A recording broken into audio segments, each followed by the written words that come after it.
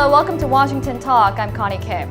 July 27th marks the 67th year since the Korean Armistice Agreement was signed, but tensions still remain on the Korean Peninsula, and North Korea's nuclear ambitions have not diminished. Today, we take a look at the American military presence on the Korean Peninsula and the current state of the U.S.-South Korea alliance. Joining us today is Congressman Bera, House Foreign Affairs Committee's chairman of the Subcommittee on Asia, the Pacific, and Nonproliferation. Also joining us is Congressman Ted Yoho. Congressman Yoho is the lead Republican for the House Foreign Affairs Subcommittee on Asia, the Pacific, and Nonproliferation. Thank you so much for joining us today. It's always good to have you. Thank you. Thank you for having us on. So I want to take a look at the region and as an overall, first of all. So right now we continue to see tensions grow between the U.S. and China, and North Korea doesn't show any signs of implementing its denuclearization promise. So as chairman and the ranking member of the Subcommittee on Asia, the Pacific, and Nonproliferation, how would you assess the current situation in the region? You know, it's going in the wrong direction vis-a-vis China. You know, you saw the closing of the consul here in the United States, and now the Chinese doing the same today.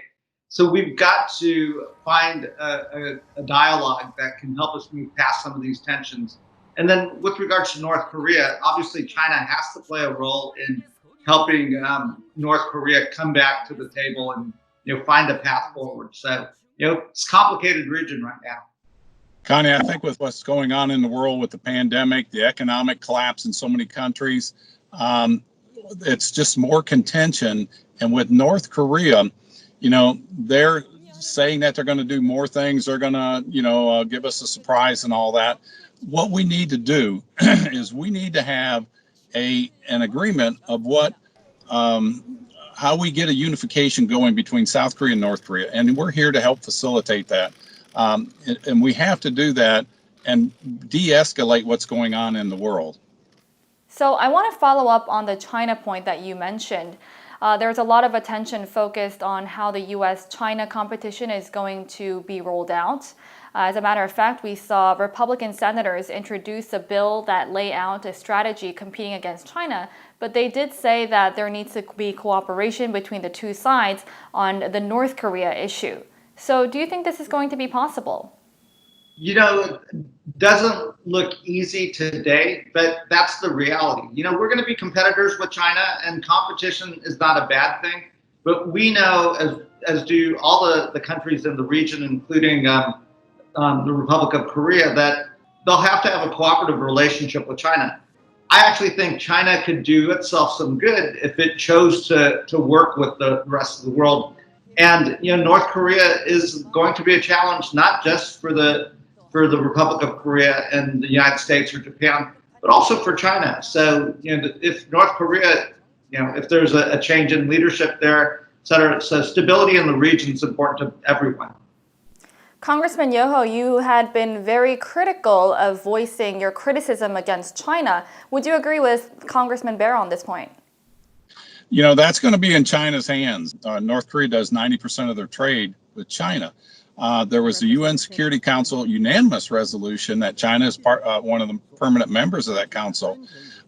They need to come to the table on this. You know, it's been 70 years since the start of the Korean War. It's time to bring peace to that area, and let's focus on economies and moving not just the Korean Peninsula forward, but the whole world forward.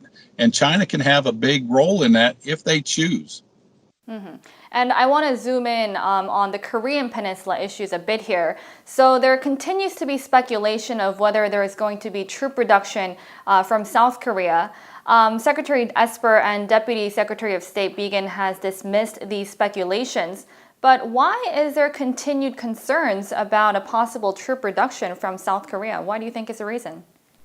You know, we've seen President Trump do reductions in Germany. You know, he's talked about it in the past. I think, you know, that's part of the reason why we introduced some of the amendments that we did this past week in the Defense Authorization Act that would make it difficult for the president to reduce troops. And this is not a Democratic or Republican issue. I think Congress is united in saying, you know, having the current troop presence in Korea where it is not just good for security on the peninsula, it supports the U.S. interests as well. Well, this is something that goes on every year. The Pentagon will talk about this. And what we need to do is have sufficient troop numbers to be a deterrent for anybody that wants to invade South Korea. We're not looking to invade anywhere. I mean, we're looking to build economies, help people out and maintain, the peace in that region. And if the Pentagon, if they say there needs to be troop reductions, then they need to go ahead and do the troop reductions. But it needs to be done in a way that solidifies our alignment and our relationship with South Korea to show that there is no fissure in that, there is no crack in that. And if we do that, things will get along fine. And we just need to come to an agreement on that. So the NDAA for fiscal year 2020 and 2021, it puts a limit on the reduction of troops from the Korean Peninsula without Congress approval. So are you saying if the Pentagon sees the need for this, so you would agree to this reduction? Well, again, we've got the separation of powers for a reason in this country. And if the Pentagon and the executive branch said, this is what we want to do, they'll bring that argument to Congress, and then Congress will either support that or not support this. But what we also have to keep in mind is the sentiment of the South Korean, not just the citizens, but of their legislative body, their government. What is a comfortable level for all parties involved to maintain that strong alliance that we have? And that's one of the strongest alliances we have. And, we value that very much. I mean, South Korea is our sixth largest trading partner. And so we want to maintain that. We want to maintain the peace, and we're there to help any way we can on that. Mm-hmm. So Congressman Yoho had said that if the Pentagon decides that it's necessary to reduce troops in South Korea, depending on U.S. military force deployment across the world, he would be open to that idea. What's your take on this? Well, we would want the President or the Secretary of Defense to come before Congress and explain to us, what the impact would be of those troop reductions. Do you mean that you will also be open to possible troop reductions on the Korean Peninsula as well?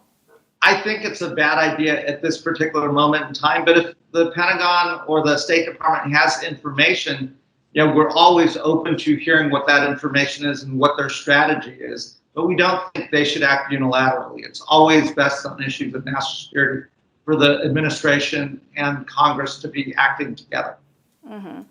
But in the case of the president's unilateral action, how would you respond? Again, it's going to be based on what the Pentagon and the experts say, and then we'll have that debate. And of course, South Korea will weigh in on that too. And then when we get that information, then we can make the decision on which is the best thing to do to move forward to maintain. And this is what we always got to do, is focus on what we're trying to maintain.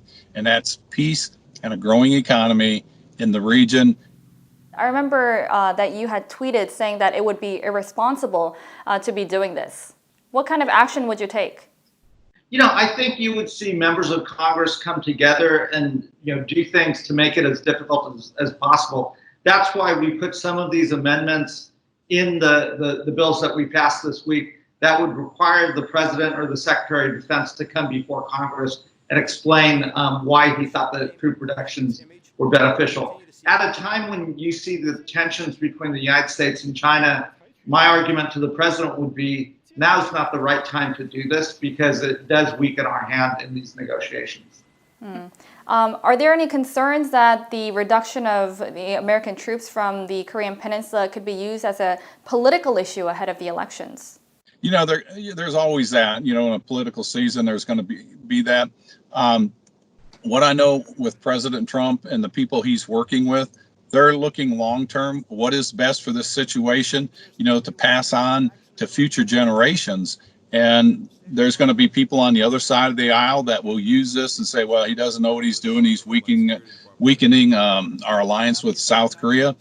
If we can take politics out of it, and again, it goes back to focusing on what are we trying to accomplish. Let's accomplish that together. And Congress has, especially on the Foreign Affairs Committee, shown how we can work together on issues to move peace and prosperity for all countries forward. I think national security issues should stay out of politics. Most of us don't see this as a Democratic or Republican issue, and it is a an issue that's in the U.S. interest. So I would hope the president doesn't go there. We don't support the reduction of troops. And I want to step back a little bit and look at the broader issue from Congress in terms of the Korean Peninsula. So you both have been strong supporters of the U.S.-South Korea alliance. We've definitely seen a lot of action when it comes to the U.S.-South Korea alliance in Congress this year. Why do you think this was the reason? I think we all recognize the importance of the relationship between the United States and the Republic of Korea. They're one of our closest allies. And again, as we touched on earlier, as you see tensions in other parts of Asia, particularly between the United States and China, now's the time for us to bring our friends closer, not further away. So, issues like the burden sharing agreement, those are all issues that we should be moving past. And, again, it's a complicated region. And it's a time when countries that share values of democracy, of free markets, that are modern economies, we have to all stick together, particularly in the midst of this global pandemic. Well, I got to give Bera, the chairman of the committee, he has done an outstanding job on highlighting this. When you look at the history of our involvement in South Korea, with the invasion of the North, we have spent a lot of blood on all sides to bring peace to that area. We've seen South Korea going from a region that was behind North Korea to our sixth largest trading partner today, a technological giant. We have the same values and we are in lockstep with them. And that has got to be one of the strongest alliances we have, not just militarily, but economically, from agriculture to technology to medicines. And then you bring in the Japanese with that trilateral arrangement. That's one of the strongest alliances in the world. And we can't afford to have a fissure in that, because if there's a fissure in that, that shows weakening.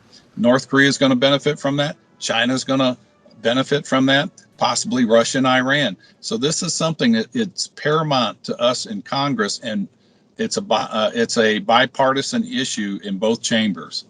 There have been concerns that the U.S. and South Korea may not be on the same page when it comes to inter-Korean cooperation. There is the issue of the ongoing military burden sharing cost negotiations.